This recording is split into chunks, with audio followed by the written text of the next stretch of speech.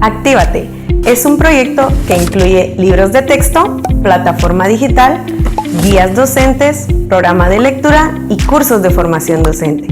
Aborda las áreas de comunicación y lenguaje, matemática, ciencias sociales, ciencias naturales, lectura e inglés.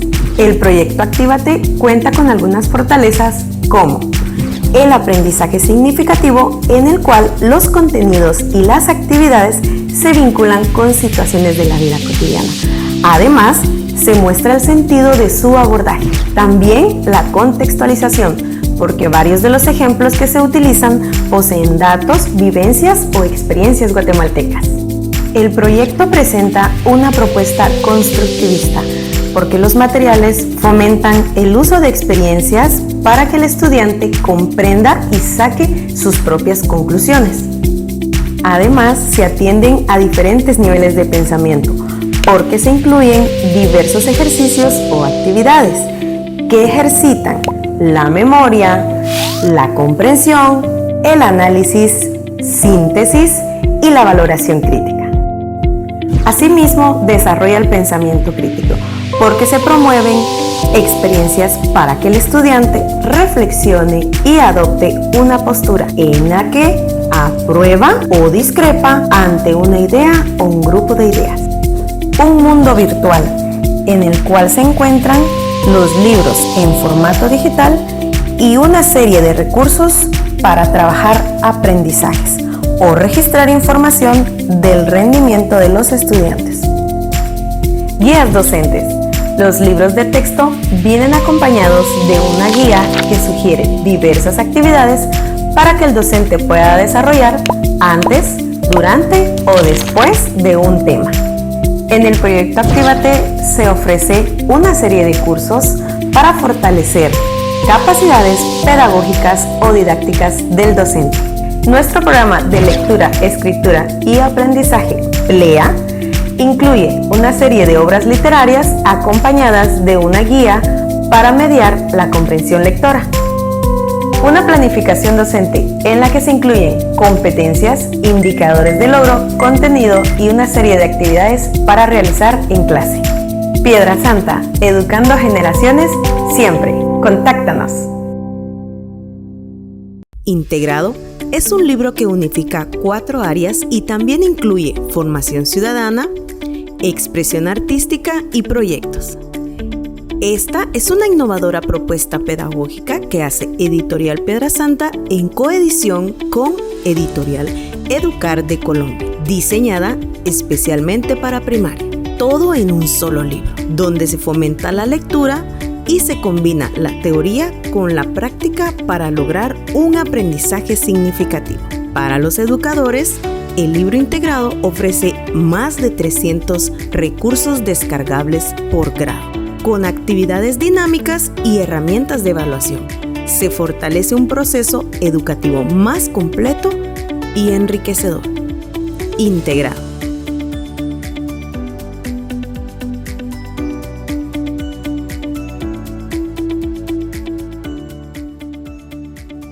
Muy buenas tardes, respetables educadores. Es un gustazo de parte de Editorial Piedra Santa y de la Escuela de Formación Pedagógica recibirlos en este espacio.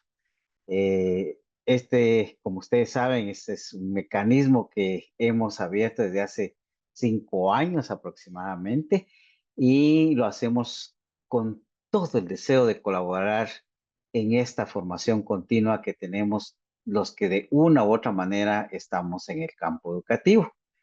Este es un curso, es el tercer curso que inicia en este ciclo que comienza en el mes de febrero y termina en el mes de mayo. Y esta vez nos toca uno que consideramos interesantísimo y me imagino que debido a eso ustedes probablemente están con nosotros y es el que se titula El método científico, un proceso de aprendizaje cotidiano. Este curso va a ser servido, va a ser atendido, va a ser motivado por la licenciada Erika Rodas. Erika tiene una experiencia enorme en este recorrido educativo. Te voy a leer un poco de lo que corresponde a su hoja de vida. Bueno, su nombre completo es Erika Ivonne Rodas Rodríguez. Ella, aparte de sus estudios que han sido en diferentes entidades como el Colegio de la Asunción, la Universidad de San Carlos, la Universidad del Valle, la Universidad Rafael Landívar y la Universidad Internaciones. Ella ha recorrido el camino laboral en el campo, como les decía, educativo, en el Colegio de la Asunción, el Colegio Montemaría, el Colegio Suizo-Americano, como, digamos, las aportaciones sistemáticas que ha hecho para formar estudiantes, aparte de otros cursos libres que ha servido. Con Erika, lo que hemos platicado en su momento es que nos permita llevar a la reflexión de qué es esto del método científico, por qué es importante que lo trabajemos todos desde el espacio donde es un aula, pero trascendiendo, saliendo de ahí, que creo que es donde es más importante aplicarlo. Pero eso Erika no lo contará. Estimados colegas, yo espero que este sea una tarde muy especial.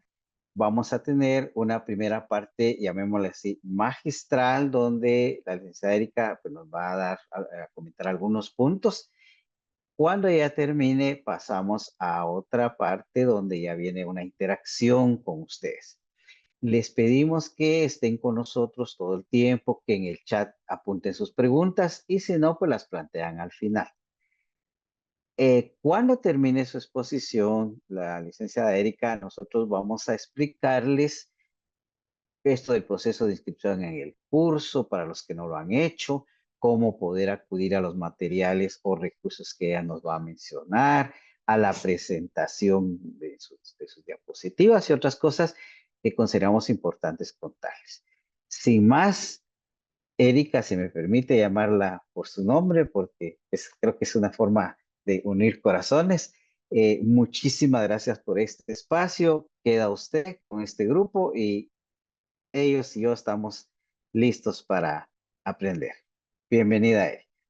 Gracias, Daniel. Buenas tardes y buenas tardes a todos los que nos acompañan desde su casa, ¿verdad? Este es un espacio de crecimiento y formación, como Daniel dice, siempre en vistas de, pues, poder darles a nuestros estudiantes eh, un mejor acercamiento, una mejor proyección de lo que realmente, pues, la educación de Guatemala requiere. Como Daniel decía, pues, les voy a platicar sobre lo que es el método científico, por qué es tan importante y, pues, sobre todo, que todos ustedes puedan comprender la importancia de este avance en la ciencia y también que les quede muy claro que a pesar de que su nombre es el método científico, no solo queda circunscrito al ámbito de la ciencia, ¿verdad? Es algo que de una u otra forma, sin que uno esté consciente de esto, lo aplica en el día a día. Y en esa misma línea, pues enseñarles a nuestros estudiantes ese pensamiento crítico, ese pensamiento deductivo que es necesario, no solo para hacer ciencia, sino para construir pues aprendizajes significativos por medio de la experimentación y la observación. Entonces, a pesar de que es algo que ya se ha pues hablado mucho, realmente es interesante el poder saber cómo fue que se fue desarrollando. A pesar de que es la base de la ciencia, este proceso no fue algo que quedó instituido desde un inicio, sino que fue un proceso de desarrollo gracias al aporte de varios científicos a través de mucho tiempo transcurrido desde que realmente pues empezamos a tener conciencia de nuestro entorno. Es importante que todo el mundo tenga concepto que las ciencias como algo exacto, a pesar de que empezaron en tiempo posterior, desde que el hombre primitivo empezó a hacer un estudio de qué plantas podía comer, de qué plantas le generaban malestar estomacal, etcétera, ya había un aprendizaje pues empírico, pero basado en observación. Y entonces es algo que se ha venido trabajando desde que como humanos tenemos conciencia de nuestro entorno. Realmente cuando hablamos ya de algo pues más fundamentado, podemos hablar del siglo IV antes de Cristo y nos vamos a remontar a la era de los filósofos griegos, ¿verdad? El primero que realmente, pues, les voy a presentar les voy a compartir una presentación, pues, para que ustedes vayan viendo lo que les platico. Pues entonces, como les explicaba, ¿verdad? El método científico pues va a ser una herramienta que lo usamos en la vida cotidiana y no solo en investigación científica y no solo en lo que son las áreas de aprendizaje científico. Lo podemos aplicar en lo que es cualquier ámbito educativo y cotidiano. Entonces vamos a empezar viendo un poquito lo que es la forma en cómo empezó el método científico a gestarse. Vamos a hablar del siglo IV antes de Cristo, como yo les decía, y básicamente vamos a hablar de Aristóteles. Este pensador griego, pues realmente él tuvo mucha atención a lo que es la naturaleza y se enfocó mucho en la observación. Él nos proponía a nosotros básicamente un proceso de observación y deducción. Básicamente la deducción va a ser el proceso en el que de conclusiones generales vamos a llegar a cosas particulares. Él, por lo menos en este ámbito de deducción, podemos dar como, por ejemplo, la teoría celular, ¿sí? La teoría celular nos dice que todos los seres vivos están formados por células y también nos dice que una célula solo puede originarse por parte de otra. Entonces, la deducción ya nos haría una relación en el sentido de que para que un organismo surja, tiene que venir de uno previo, ¿sí? Ese fue el aporte de Aristóteles a lo que es el método científico. Apostar mucho por la observación y la deducción científica. Luego nos vamos, y los aportes que él hizo se mantuvieron por muchísimo tiempo, como pueden ver ustedes aquí, hasta el siglo XI, cuando vamos a hablar de un científico que se llama Alhazen. Él es básicamente árabe y él pues empezó a dar otro enfoque a lo que es el estudio de la naturaleza. Él ya no nos hablaba de la deducción, sino nos hablaba que había que darle mucho énfasis a la experimentación, como una forma de comprobar realmente que todo lo que se está observando, cuáles son sus causas. Sin embargo, a pesar de que esto fue un gran aporte, la influencia que se tenía de Aristóteles era demasiado grande y sus aportes se quedaron básicamente centrados únicamente en lo que es en los países árabes, ¿verdad? No llegó a Europa ni nada por el estilo. Luego, cuando ya llegamos al Renacimiento, pues básicamente hubo varios, como ustedes saben, en el Renacimiento hubo varios hombres de ciencia y entre ellos podemos mencionar, por ejemplo, a Francis Bacon. Él apostó mucho por la observación de nuevo, pero ya en un enfoque inductivo. Cuando hablamos de la inducción, básicamente va a ser tener una conclusión general y llegar a casos particulares. Ahí podemos hablar para que ustedes tengan claridad de qué es la inducción. Los estudios de Gregor Mendel, por ejemplo, él hizo pues todos sus experimentos con base a plantas de arveja y se dio cuenta que observó, por ejemplo, el color de las semillas, la forma de las semillas, la altura de una planta, pero básicamente todo fue enfocado al 100% en las semillas de la arveja. Pero sus estudios, él ya hizo pues una generalización en el sentido de que entonces ya no solo eran las plantas, sino que realmente esa observación hecha en las plantas de arveja se podía transmitir a cualquier organismo vivo. Entonces, Francis Bacon realmente hizo mucho en este sentido de apostarle a la inducción. Luego podemos hablar de Galileo Galilei. Él también, parte de su aporte es que él se contrapuso a la iglesia. Anteriormente, lo que es la Iglesia Católica manejaba mucho lo que es el conocimiento científico y básicamente los científicos estaban circunscritos a lo que la iglesia autorizaba para poder compartirlo. Galileo Galilei pues realmente ya puso un alto a esto, se opuso a la iglesia y básicamente pues sus aportes eran en el ámbito de la astronomía, donde ya no ponía a la Tierra como el centro de la Tierra, sino que decía que la Tierra, como los demás planetas, giraban alrededor del Sol. eh, por este aporte que contradecía lo que se venía manejando, pues él fue condenado a muerte, ¿verdad? Pero el aporte importante de él es esto de empezar a cuestionar realmente lo que decían las creencias o la religión y apuntó por completo al método experimental, en el sentido que si algo no se podía demostrar por medio de experimentos, no era un conocimiento real. De aquí saltamos al siglo XVII con René Descartes. Él, el aporte que hizo al desarrollo del método científico fue el instaurar la necesidad de una duda metódica y un razonamiento deductivo, como ya se venía manejando. ¿Qué es una duda metódica? Básicamente, él implementó el hecho de que tenía que dudarse de todo, en el sentido que si no podía ser comprobado, ese conocimiento no podía darse por verídico. Entonces, él no buscaba realmente un escepticismo completo. Él lo que buscaba era que se cuestionara y que se comprobara todo. Cualquier conocimiento, cualquier sensación, cualquier información debe ser comprobada para poder ser validada. Ese fue su aporte. Y luego podemos hablar de Isaac Newton, que tuvo mucho impacto en el método científico porque él agarró lo mejor de los aportes de sus predecesores, tomando en cuenta a Descartes, tomando en cuenta a Galileo, a Bacon, y realmente con haber unificado las propuestas de todos sus predecesores, ya con él se consolida el método científico tal cual, ¿sí? Importante diferenciar entre el método científico y el método experimental, que muchas veces es confundido como que si fueran dos cosas independientes. Y realmente, cuando hablamos de estos, el método experimental es complementario al método científico.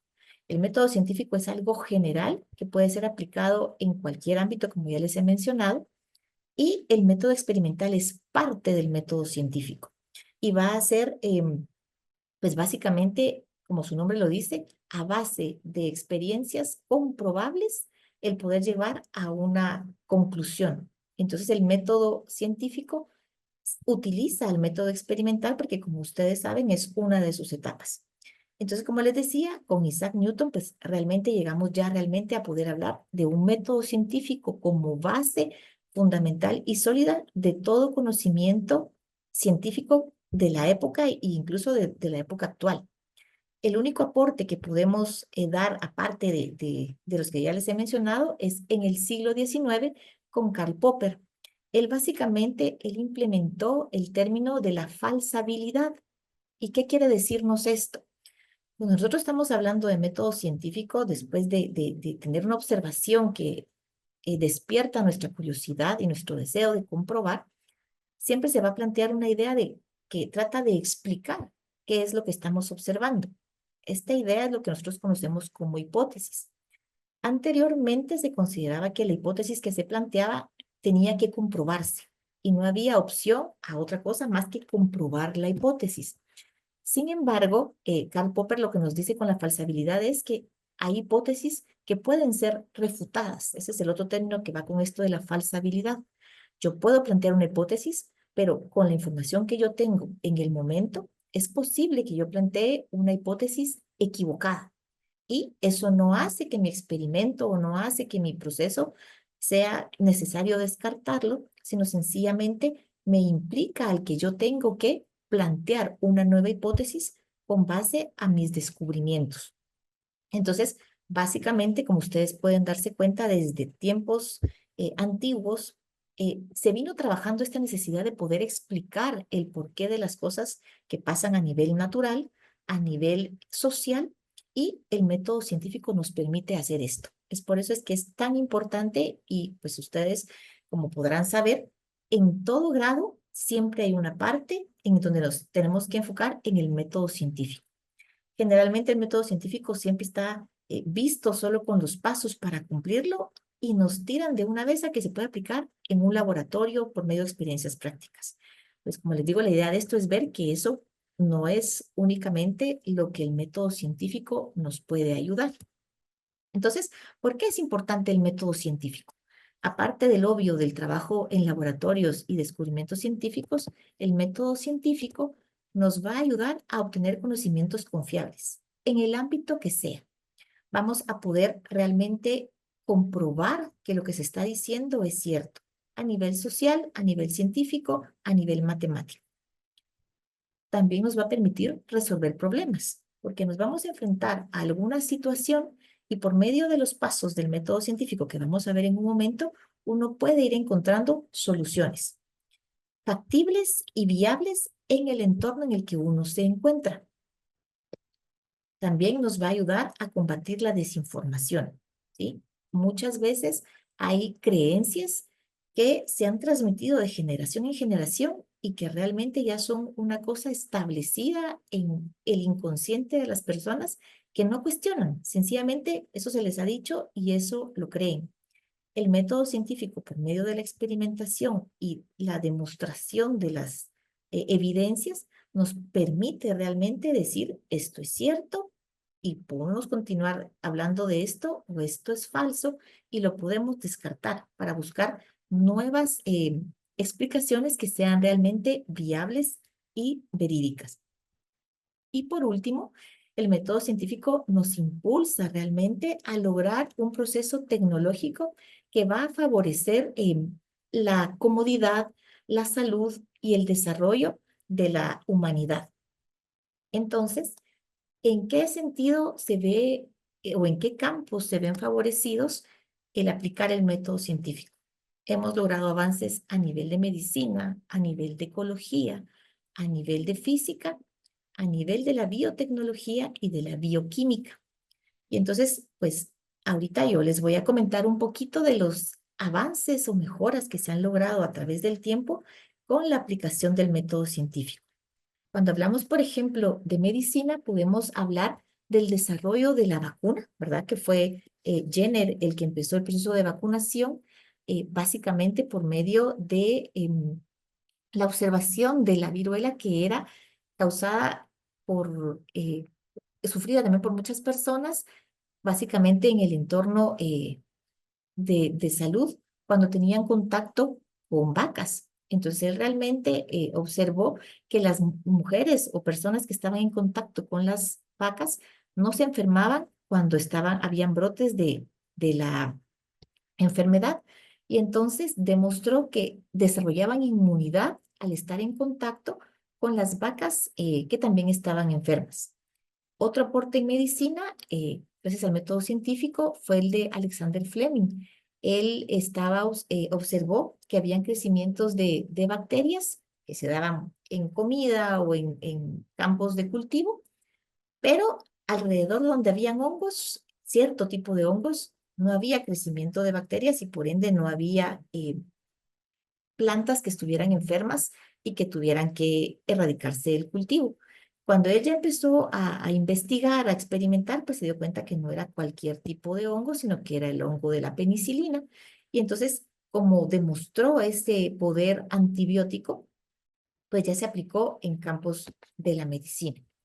Cuando hablamos, por ejemplo, de ecología, podemos hablar yo ya demostrado, efecto que tienen los gases de tipo emisiones de fábricas, de carros, con el efecto invernadero.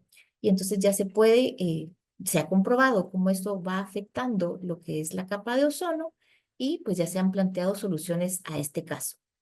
Cuando hablamos de física tenemos pues todos los aportes que hizo Newton con la teoría de la gravedad, todo lo que es el desarrollo de la energía eléctrica y básicamente fue el aporte de varios científicos en aplicando el método científico con prueba, error, nuevo planteamiento de hipótesis, nuevas experimentaciones, modificación de variables para poder realmente llegar a construir un conocimiento real. Cuando hablamos de biotecnología, pues esto es un poquito más reciente, pero aún así todo deriva de los aportes de Mendel desde tiempo atrás y su identificación de los cromosomas y los genes como parte de los responsables de la herencia.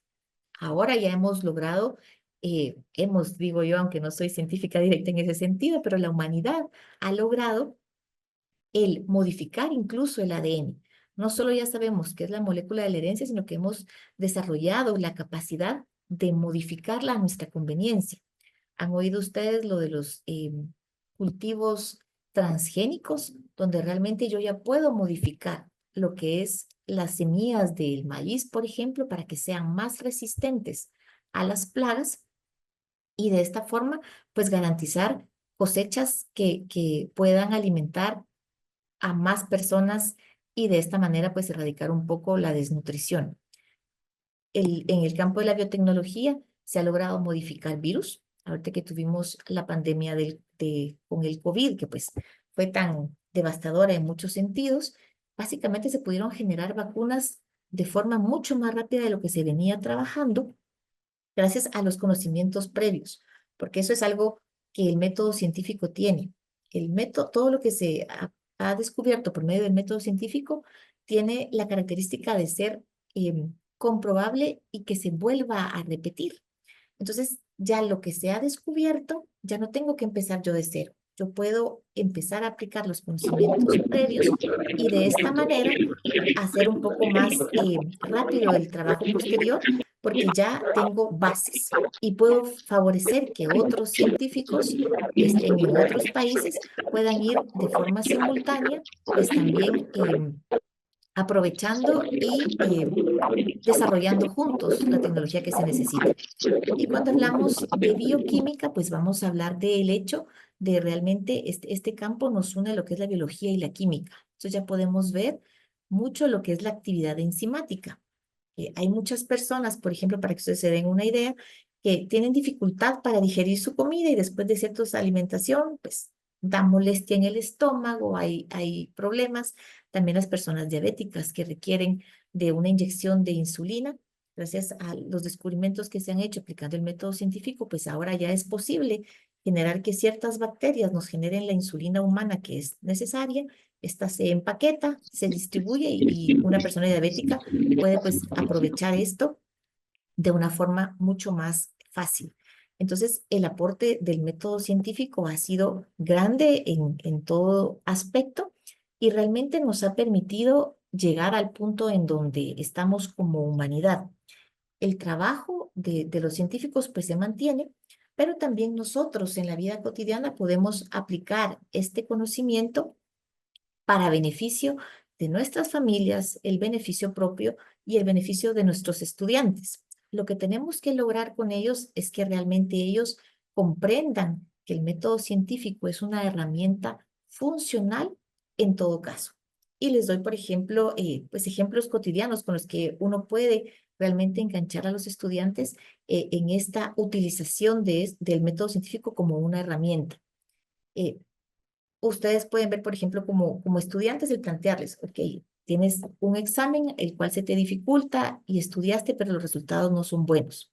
¿Qué pudo haber pasado si tú le dedicaste tiempo al estudio y luego al estar en tu evaluación o haciendo tu proyecto, no lograste los resultados que querías? Entonces, realmente se acompaña todo esto con un proceso de razonamiento, de plantear posibles situaciones que pudieron haber llevado a esto y al hacerlo de forma dialogada, uno puede ir guiando esta discusión para que ellos solos vayan generando sus propias conclusiones.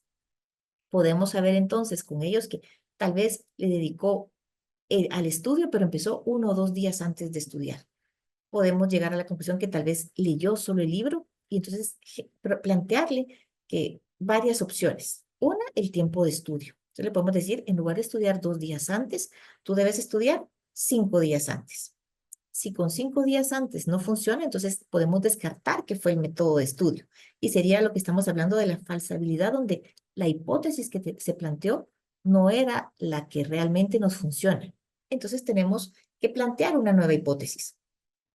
A lo mejor el método de estudio no es funcional. Si tú solo leíste el libro, ahora prueba a hacer fichas o prueba a hacer un mapa conceptual o prueba y le podemos ir dando diferentes opciones que él va a ir probando. Algo importante con el método científico es que tenemos que hacerlo, su experimentación o comprobación de forma ordenada. ¿Qué quiere decir esto? Que yo no voy a plantear eh, muchas teorías o hipótesis al mismo tiempo. Tengo que hacer un proceso ordenado donde ahorita planteo algo, lo compruebo. No funciona, planteo una nueva cosa y la compruebo. Porque si yo planteo 5 opciones posibles que pueden ser la causa de la situación que estoy viviendo, al final no voy a saber cuál de las 5 fue la que realmente funcionó para solucionar el problema. Entonces, es importante hacerles ver a ellos que tiene que ser un proceso pausado, un proceso continuo, pero donde realmente yo delimite a qué estoy trabajando, en qué estoy refiriéndome en ese momento. Y después de que realmente ya ellos pues comprueben esta situación de qué es la hipótesis que es funcional, porque mis experimentos me dan me demuestran que tuve un cambio a lo que yo estaba experimentando, entonces ya puedo generar mis conclusiones y puedo compartirlas, que es la otra parte importante del método científico, la comunicación de los resultados. Porque si no puede que yo haya descubierto algo que me funciona a mí y a otros, pero si yo no lo comunico, realmente la comunidad no se va a enterar y no se va a beneficiar de esto que yo acabo de descubrir y comprobar.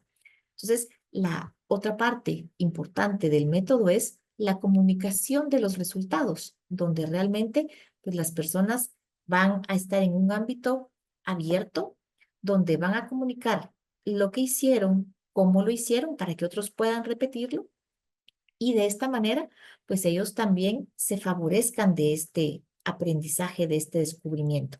Entonces, lo que les he explicado ahorita es todos los pasos de cómo poco a poco las personas fueron desarrollando lo necesario para plantear ya un método comprobado y funcional y aplicable en cualquier ámbito de la vida.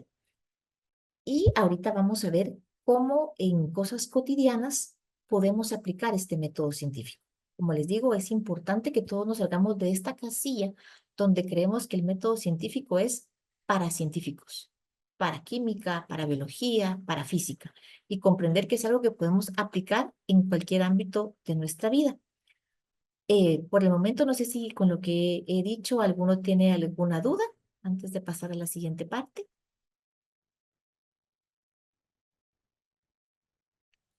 No han aparecido alguna pregunta, Erika. Yo invito al público a que lo vaya haciendo y si Ok, no, pues en el espacio final usted nos... ok. Entonces, ahorita que pues ya hablé sobre cómo evolucionó, cómo se fue desarrollando el método científico y cómo puede ser aplicable, pues tengo una pequeña, aquí les voy a compartir. Ok. Em, ¿Cómo vamos a aplicar el método científico en la vida cotidiana? Es parte de lo importante de ver que aunque no seamos científicos, día a día hemos estado pues utilizando sin saber, algunos y otros pues sí conociendo el método científico. El método científico va a tener implicaciones en el ámbito de la cocina, en el ámbito de la salud, en el ámbito de la jardinería, de la mecánica, en las relaciones interpersonales y en el estudio. Cualquier situación de nuestra vida cotidiana puede verse favorecido por la aplicación del método científico. Y para que veamos cómo esto es aplicado, pues entonces voy a formar unas 5 salas donde se van a ir pues distribuidos al azar y están estos casos. En la sala número 1, vamos a ver, aquí voy a apuntar para que vean, ay, perdón. En la sala número 1, pues vamos a hablar sobre que el carro no arranca. Sí. En la sala número 2, las plantas del jardín se están marchitando. En la sala número 3, el pastel no creció cuando lo horneamos. En la sala número 4, mi hijo, mi alumno, mi pareja o yo estoy cansado todo el tiempo. Y en la sala número 5 vamos a ver el caso de que alguien sufre de malestar estomacal frecuentemente. Entonces la idea es que cuando ya vayan a la sala donde les corresponde, pues hablen de este caso que les haya correspondido y que ustedes traten de aplicar los pasos del método científico, que ustedes vean qué pasaría si ustedes se ven enfrentados a cualquiera de estas situaciones. Entonces ahorita voy a generar las salas y se van a distribuir de forma aleatoria para que discutan en esto unos 5 minutos, 10 máximo, y luego regresamos a la sala general. Entonces, ahorita les genero las salas.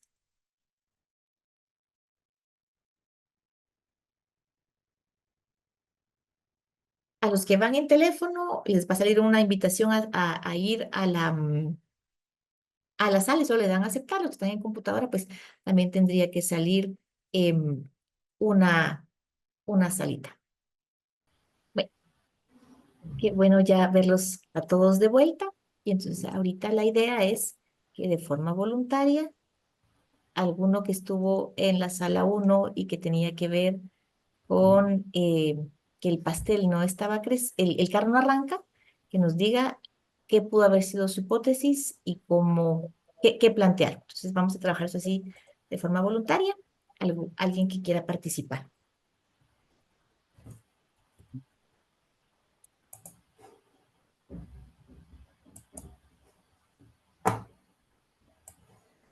Buenas tardes a todos.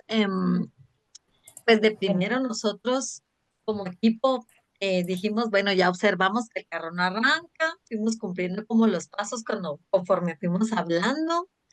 Luego pues ya planteamos el problema de pues, que el carro no arrancaba, probando ciertas cosas, muchas hipótesis que podría ser que porque no tiene gasolina, se ha arruinado la batería, entre otras hipótesis, se pinchó una llanta. No, no, eso no, ese no es de arrancar. Las candelas, el motor, y se revisaron las cosas y pues se llegó a la conclusión, entre las hipótesis, cuando se experimentó que no tenía gasolina. muchas gracias, Paola, muy amable. Y como, Y, ajá, perdone, y entonces pues la conclusión era esa, no tenía gasolina. Luego el licenciado de Piedrasanta nos orientó porque ya empezamos a dar otras cosas que eran recomendaciones. Entonces, aparte era llegar ya a la conclusión y ya luego las recomendaciones de lo aprendido. muchísimas gracias, Paola. Justo como tú dices, realmente pues pueden ser varias hipótesis, ¿verdad? Que es la parte que yo les digo que pueden salir diferentes. Y como tú dices, pues fueron viendo qué posibles hasta que llegaron a la conclusión que era la situación de la gasolina por lo que no arrancaba. Entonces, te agradezco tu participación. ¿Alguien de otros grupos, de otras salas que nos quiera compartir su proceso? Erika, ¿Sí? en el chat hay una respuesta del grupo de la sala 3. No sé si la puede leer o se la Sí. leo yo. A que, si quiere, también la puede leer usted. Bueno, dice, el pastel no creció al hornearse. Hipótesis. Ver si las cantidades son correctas, dice, si estaban todos los ingredientes, la levadura, el tiempo de hornear, la temperatura del horno, el batido de toda la masa, quizás se pasó. Según la temperatura y la latitud también se influye. Aunque salga mal, se puede comer. Y ahí lo dejaron, es como sus hipótesis. Exactamente. Aquí también se pueden dar cuenta, pues, que en el ámbito de la cocina podemos ir viendo qué es lo que sucede y cómo aplicarlo. E igual que en el proceso del carro, pues hay varias hipótesis, ¿verdad? ¿Alguien más por tiempo que quiera compartirnos?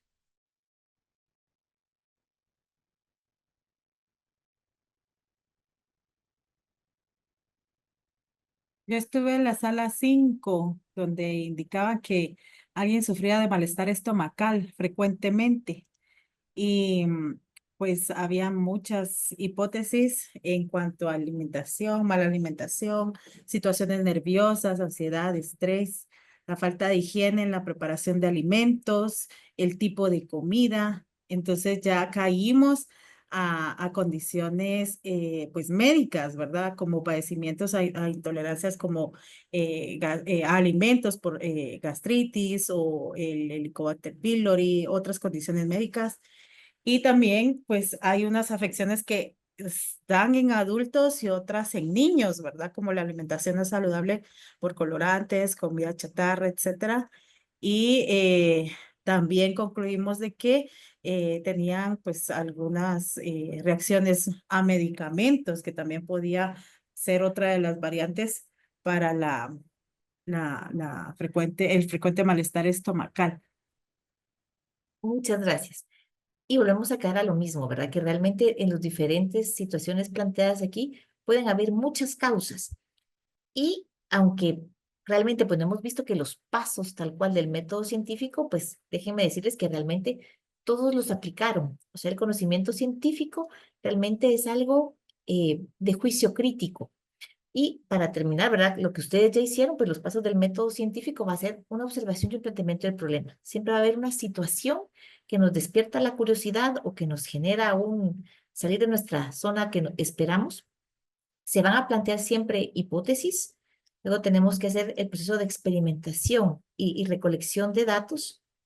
Ya que tenemos eso, lo vamos a analizar a ver qué pudo haber sido, como nos decían todos, ver si fue la cantidad suficiente de polvo de hornear, ver si se mezcló bien todo, tengo gasolina, son las candelas, fue que no comió, está tenso. Vamos a analizar lo que nos da nuestra observación, nuestros experimentos, para poder ver qué es la situación que mejor responde a lo que estamos observando y le puede plantear una solución, para que al final, como decían ustedes, pues se llega a una conclusión que realmente ya nos va a permitir o generar un nuevo conocimiento o solucionar un problema.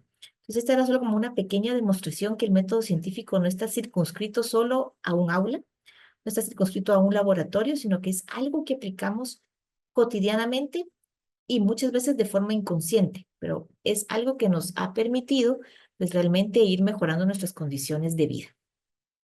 Yo con esto termino pues la presentación de hoy y vamos a abrir pues ahorita el espacio si hay dudas o comentarios para ya luego pues terminar con Daniel.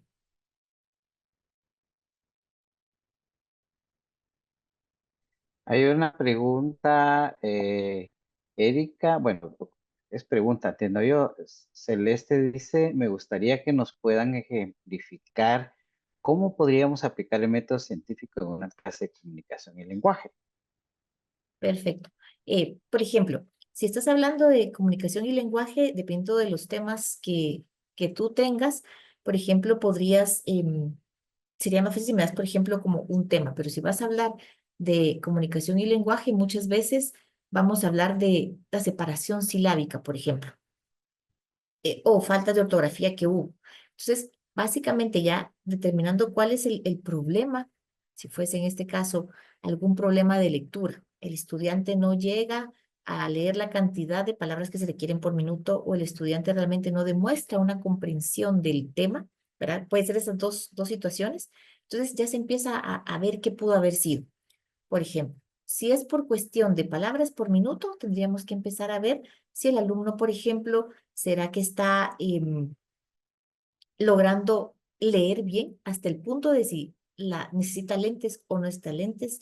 Si fuese la situación de comprensión de lectura, ya podemos ver varias cosas más. El alumno logra concentrarse, el alumno entiende o tiene el vocabulario adecuado a lo que se le está dando. Entonces, dependiendo cuál sea el tema, por ejemplo, si hablamos de vocabulario, ir haciendo preguntas. ¿Sabes qué quiere decir esto? ¿Sabes qué quiere decir esto? ¿Podrías definirme o darme un sinónimo de? Entonces, ya podemos ir nosotros analizando realmente cuál puede ser la causa. Podría ser situación de vocabulario, podría ser, sí, pues todo eso no. Incluso podríamos ir viendo si hay alguna situación psicológica que le impida. Pero básicamente todo va a salir de una observación. Y ya con base a eso, pues ya podemos plantear posibilidades que a mí me den una respuesta. Podría ser mal vocabulario, podría ser situaciones distintas donde realmente si yo pienso que es vocabulario, entonces puedo hacer una lista de temas que ellos busquen las definiciones y luego ya sabiendo qué es cada cosa, vuelvo a plantear una lectura similar. Si esto me funcionó, entonces pues si yo sí, el vocabulario fue. Eso podemos aplicarlo nosotros como maestros para determinar si en comunicación y lenguaje va a funcionar. Y de ahí ya dependiendo del tema que sea, por ejemplo, si vamos a hablar de métodos, perdón, de corrientes narrativas, ya plantearles a los estudiantes distintos casos, que obviamente uno va a responder a cada estilo literario, y entonces ya que ellos digan, ¿esto será que puede ser de la época del romanticismo? Y ellos ya tendrían que tener un conocimiento previo de saber cuáles son las características del romanticismo, para que ellos digan, ah, sí veo esta característica, pero esta no está. Esta característica corresponde también a este otro estilo de narrativa, entonces ya me voy a ir a esos ámbitos. Entonces, podemos aplicarlos como docentes de comunicación y lenguaje, pero también podemos plantearles casos a los estudiantes donde ellos tengan que analizar lo que nosotros les presentamos para que ellos, después de la observación y el análisis, puedan realmente llegar a una conclusión. Gracias, Erika. Hay varias preguntas y el tiempo nos está venciendo, entonces yo voy a Ok, tratar de unir una o dos preguntas. Solo como un paréntesis, y si quiere lo comenta más tarde, Erika, Ujú. en Piedra Santa, el proceso lector, hemos tratado de utilizar esto de hipotetizar el contenido de una lectura. O sea, veo el título y digo, ¿de qué va a tratar? ¿Qué problemas se van a resolver? Y bueno, y después ya lo trabajamos. Erika, voy a unir una pregunta de alguna manera similar. Tanto Ana Luisa Cabrera como, permítame, eh, María Esther Salazar, hablan de la aplicación de método científico en peques, llamémosla así, de 4 a 7 años. No sé si quiere comentarnos algo. Con los pequeñitos es bastante fácil en el sentido que todo les llama la atención. Parte principal del método científico es la curiosidad, el tratar de entender por qué están pasando las cosas. Entonces, con un niño pequeño, el hecho de que una hoja se caiga de un árbol o que hayan, por ejemplo, hojas que caen de color café y otras que caen de color verde, ya les llama la atención. Entonces, con los pequeños tenemos esa parte ganada donde todo les sorprende, cosa que perdemos con los adolescentes, donde ya no quieren saber nada del mundo, ni de nosotros como maestros, ni de sus familias. Con los pequeñitos que se sorprenden de todo, pequeñas cosas que ellos pueden observar les puede llamar la atención y entonces ya a ellos se les puede ir preguntando, obviamente con ellos es un proceso guiado, donde realmente vamos a empezar se cayó la hoja y ¿por qué crees que se cayó? ¿Qué ves en esta hoja verde? ¿Qué ves en esta hoja café? ¿Notas que en algún otro árbol se está cayendo? Para que entonces ellos mismos vayan proponiendo, pues básicamente sus opiniones, que serían lo que conocemos como hipótesis, para ver qué fue lo que pasó. Y con base a lo que ellos planteen, pues ya le toca a uno como docente, pues plantear como experimentación. Si algún niño dice, el árbol se están cayendo las hojas porque están cafés, se están muriendo, pues llevarlos a ellos a un proceso cotidiano cada 2, 3 días de regar el árbol para ver si, o la planta para ver si esto va a ayudar. Pero nos va a ayudar mucho la curiosidad innata de los niños y realmente ya es cuestión de nosotros como adultos realmente explotar esa curiosidad y guiarla para que ellos vean una consecuencia o una respuesta a sus dudas. Gracias, Erika. Y creo que es oportuno comentar que si algunos seres humanos son potencialmente investigadores, son esos chiquitos, ¿verdad? Tienen una cantidad de preguntas que lamentablemente no se aprovecha desde por qué, por qué hay sombra, por qué las plantas se mueren, por qué las personas mueren, bueno, y tantas cosas. Fíjese, Erika, que hizo una pregunta el compañero Víctor Hugo y le respondieron. Entonces le voy a leer las dos cosas y usted me dice si ahí está, es suficiente. Ok. Víctor Hugo preguntaba, ¿cuál es la diferencia exactamente entre hipótesis nula e hipótesis alternativa? Y Edna Orozco contesta, la hipótesis nula se supone verdadera hasta que se demuestre lo contrario. La hipótesis alternativa la contraria. No sé si está de acuerdo o le quiere agregar algo. Sí, está bien lo que nos colaboraban ahí, y solo como para agregar que en una hipótesis nula no va a haber una relación entre variables. Quiere decir que realmente una cosa no se contrapone a otra. En cambio, en la hipótesis alternativa, como su nombre lo dice, si yo acepto esta, automáticamente rechazo la otra. O sea, la comida está rica o no está rica, ¿sí? Ahí una le gana a la otra y se acabó. Eso sería en algo alternativo. Cuando yo, sí, al comprobar una, veto la otra de una vez. En cambio, en una hipótesis nula, realmente no siempre se va a rechazar o a aceptar, porque realmente mis variables no tienen relación una con otra. Gracias, Erika. Y una última pregunta, no porque ya no hayan, sino por el tiempo. eh, Alguien que se identifica como Maris pregunta, ¿qué herramientas recomienda para el desarrollo de la fase de análisis? Esa es una muy buena pregunta. Aquí nos vamos a valer de muchas cosas y ya no solo vamos a hablar de ciencia, vamos a hablar de juicio crítico. Realmente para analizar, los estudiantes o las personas tienen que tener una mente abierta para realmente poder captar todos los insumos que se están dando. En la fase de análisis es muy enriquecedor trabajar en grupos, donde realmente ustedes han oído el dicho, cada cabeza es un mundo, y eso es completamente cierto, donde yo puedo ver una fase del problema y otra persona va a ver otro punto de vista y otra persona va a ver otra situación. Entonces, en esa discusión que se enriquece en un trabajo grupal, cuando todos van dando sus aportes, realmente se puede generar una idea general que abarque todo. Entonces, para el desarrollo de análisis, más con adolescentes y niños, el trabajo cooperativo es muy importante, porque entonces yo voy a hacer primero un trabajo personal donde yo planteo mi suposición, donde yo planteo lo que yo creo, y cuando lo comparto con otros, voy a enriquecer mis ideas y puedo decir, sí, lo mío está bien y lo complemento con esto otro. O puedo llegar a decir incluso, pues la forma en que yo lo estaba viendo no es la más factible de comprobar. Entonces, para desarrollar la fase de análisis es importante la discusión que se pueda generar entre pares, ¿verdad? Eso yo lo que recomendaría, el trabajo entre pares. Por eso generalmente cuando hablamos a veces de trabajo de laboratorio se hacen parejas o tríos para que haya esa discusión de por qué pasó o no pasó lo que yo esperaba. Muchas gracias, Erika. Pero yo creo que nos quedamos ya con la inquietud del seguimiento. Les cuento, estimados colegas, que ya dentro de 3 semanas estamos ya con el seguimiento de este curso que acabamos de escuchar. Son 3 encuentros los que vamos a tener iniciando ahora. Por favor, tomen en cuenta que esto se les va a dar una constancia de participación, para lo cual esperamos que ustedes asistan a los 3 cursos y que pues al final respondan unas preguntitas que les vamos a hacer, ¿verdad? Ah, el curso, como les digo, requiere de alguna manera la participación de todos, de todo el tiempo. Pero aparte, les comentamos que en una plataforma van a tener acceso a material que la licenciada Erika, a través de enlaces y a través de diapositivas, les quiere compartir. Por favor, en unos minutos les contaremos cómo acceder a la plataforma. En la hoja de asistencia que le pido a Javier que la coloque, por favor, regístrense todos, no se les vaya a olvidar a escribir su nombre, su dirección de correo, y eso les va a permitir también acceder a lo que les van a contar a continuación.